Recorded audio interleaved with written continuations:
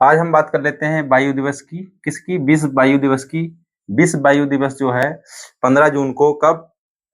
विश्व वायु दिवस 15 जून को मनाया जाता है। कब मनाया जाता है? 15 जून को मनाया जाता है। इसकी थीम क्या है? और ये दिवस जो है इसका आयोजन कहाँ पर किया गया था? ये गोवा में किया गया है। ठीक है, कहाँ पर किया गया है? गोवा में किया गया है। और इसकी थीम है wind energy ambition to exertion. ठीक है, क्या है? एक्सरेशन। तो ये आज हम 15 जून है, आज 15 जून को हम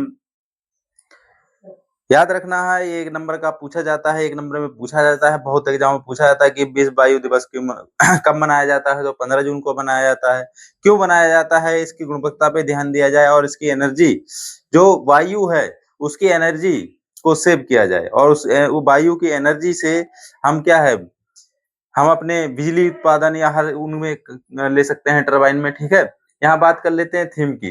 तो थीम क्या थी? Wind energy ambition to exertion. ठीक है, मैं अखिलेश सिंह व्यास जीएस क्लासेस में आपका स्वागत है। ठीक है, और मैं आपके सामने ऐसे ही क्लासेस लेकर आ रहा हूँ जिससे कि एग्जामों में करंट के बेसिस पे क्वेश्चन बनते रहें।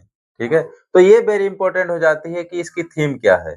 ठीक है, पूछ सकता है कि विश्व वायु दिवस की थीम क्या है। अब देख लेते हैं मेजबान देश कौन है? भारत। इसका आयोजन कहाँ हुआ है? गोवा। आयोजन कहाँ हुआ है? गोवा में गोवा में इसका आयोजन हुआ है। अगर बात करें भारत पवन ऊर्जा उत्पादन में, किसमें? भारत जो है पवन ऊर्जा उत्पादन में कितना स्थान रखता है? तो 4th स्थान रखता है। कितना? चौथा स्थान रखता है। किस किसके? चीन, अमेरिका और जर्मनी के बाद। किसके? चीन, अमेरिका और जर्मनी के बाद चौथा स्थान रखता है दुनिया में। विश्व में कितने स्थान पर है भारत?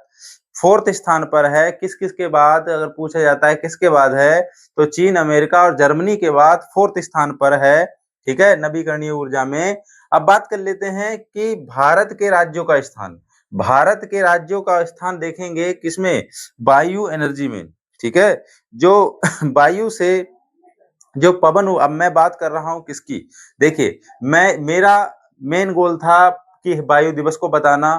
ठीक है, कब मनाया जाता है? 15 जून को। उसकी थीम को बताना, और भारत में आयोजन हुआ था इस वजह से मैं ये लाया। ठीक है, मेजबान देश पूछा जाए 15 जून को वायु दिवस के इसका मेजबान देश कौन सा रहा, तो हमारा भारत रहा था, इसलिए मैं ये लिख पाया।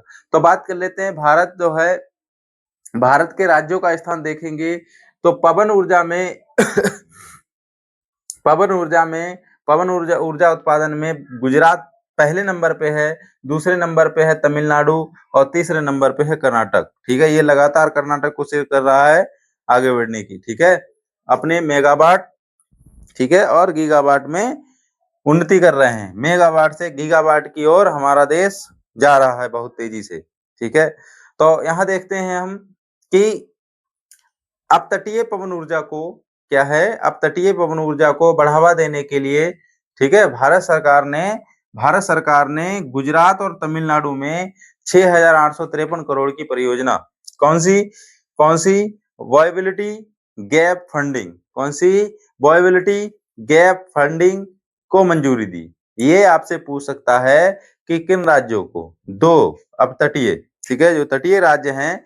ओके, कौन से राज्य हैं? 2 तटीय राज्य हैं। कौन कौन से? गुजरात और तमिलनाडु। उसमें कौन सी सरकार ने मंजूरी दी है? ठीक है, वायबिलिटी गैप फंडिंग के लिए मंजूरी दी है। ठीक है अब बात कर लेते हैं हम इधर, क्या है? नवीन एवं नवीकरणीय ऊर्जा मंत्रालय की स्थापना। ठीक है, इसका कार्य क्या है?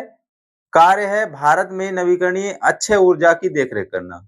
इस मंत्रालय की यह जिम्मेदारी है कि नवीकरणीय ऊर्जा, जो अक्षय ऊर्जा है, उसकी देखरेख करना, उनको बढ़ावा देना, जहां पर जरूरत हो वहां पर जरूरत, और उनके सामान और उनकी स्वदेशी उपकरणों को अपनाना। अब बात कर लेते हैं कि इसकी शुरुआत कब हुई। शुरुआत जो है 1982 में। कब?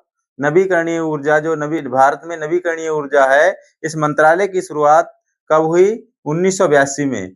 पूर्ण मंत्रालय से कब मनाया गया? 1992 में। गैर पारंपरिक ऊर्जा स्रोत मंत्रालय के रूप में इसे पूर्ण मंत्रालय जो है गैर पारंपरिक ऊर्जा, ठीक है, मंत्रालय के रूप में इसे स्थापित किया गया। और पूछा जाए कि नवीन और नवीकरणीय ऊर्जा का मंत्रालय हेडक्वार्टर कहाँ है, तो आपको नई दिल्ली लगाना है। कहाँ लगाना है? नई दिल्ली लगाना है। कहाँ पर? नई दिल्ली लगाना है। ठीक है, अब बात कर लेते हैं हम भविष्य का लक्ष्य क्या है। ये यहाँ से वेरी इंपॉर्टेंट है, यहाँ क्वेश्चन आपका बनेगा। ठीक है, क्वेश्चन बनेगा, ये बनेगा एक, ये बनेगा दो, ठीक है, तीसरा बनेगा यहाँ पर। तो भविष्य का लक्ष्य है कि 2030 तक 100 गीगावाट भारत पवन ऊर्जा में, किस ऊर्जा में, मेरी बात याद रखिएगा, पवन ऊर्जा में 100 गीगावाट का लक्ष्य रखा गया है 2030 तक। कितना? कि भारत इस गोल को अचीव करेगा। ठीक है, इस गोल को अचीव करेगा कब तक? 2030 तक। ठीक है, कब तक? 2030 तक। ये आपको ये डेट याद रखनी है बहुत अच्छे से। वो क्वेश्चन ऐसे बना सकता है कि भारत का लक्ष्य कब तक है, कब तक का यह लक्ष्य है कि वो 100 गीगावाट को प्राप्त करे। तो 100 गीगावाट, 100 गीगावाट प्राप्त करने के लिए 2030 तक का उसका गोल है, लक्ष्य है। अब देख लेते हैं कि 2036 तक का उसका गोल क्या है पवन ऊर्जा को प्राप्त करने के लिए। तो 156 गीगावाट जो है प्राप्त करने के लिए, वो 156 गीगावाट का लक्ष्य है। कितने तक? 2036 तक। सन 2036 तक कितना? 156 गीगावाट प्राप्त करना है उसे। ठीक है, भारत को पवन ऊर्जा हासिल करने का लक्ष्य रखा गया है। ठीक है, मेरी बात फिर से रिपीट करता हूं, मेरे साथ आप लोग रिपीट करिए। ठीक है, कि 100 गीगावाट जो है 2030 तक भारत का लक्ष्य है प्राप्त करना, और 156 गीगावाट पवन ऊर्जा प्राप्त करना है। कब तक? 2036 तक। कितने तक? 2036 तक 156 गीगावाट पवन ऊर्जा प्राप्त करना है। ठीक है, उसका लक्ष्य है। अब विश्व ऊर्जा संघ, विश्व पवन ऊर्जा संघ, सॉरी, विश्व पवन ऊर्जा संघ, WW, ठीक है, देखिए, वर्ल्ड विंड एनर्जी एसोसिएशन की स्थापना 2001 में हुई थी। ठीक है, कब हुई थी? 2001 में हुई थी। और यह गैर लाभकारी संगठन है। कैसा है? WWEA जो है इसका ये कैसा है? एक गैर लाभकारी संगठन है। ठीक है, इसका हेडक्वार्टर पूछ सकता है, वेरी इंपॉर्टेंट है, इसलिए मैं लेकर आया। इसका हेडक्वार्टर जो है ये बॉन जर्मनी में है। कहां पर है? बॉन जर्मनी में है। आपसे पूछ सकता है WWEA का हेडक्वार्टर कहाँ है, तो इसका WWEA का हेडक्वार्टर कहाँ है? बॉन जर्मनी में। कहाँ पर? बॉन जर्मनी में है। बहुत ही ध्यान से आप इसको पढ़ के जाइएगा। ठीक है, तो ये आज के डे के अनुसार, यानी आज दिवस था, वायु दिवस था, इसीलिए मैं ये लेकर आया। ठीक है, आप मुझे कमेंट बॉक्स में कमेंट करके बताएंगे कि UNEP, ठीक है, UNEP का कार्य क्या है और इसका हेडक्वार्टर कहाँ है और इसका गठन कब किया गया। ठीक है, आप मुझे कमेंट बॉक्स में बताएंगे कि UNEP का मुख्यालय और इसका गठन कब किया गया और इसका हेडक्वार्टर कहाँ है। ठीक है, और ये इसका कार्य क्या है, UNEP का कार्य क्या है। ठीक है, आप मुझे ये कमेंट करके बताएंगे।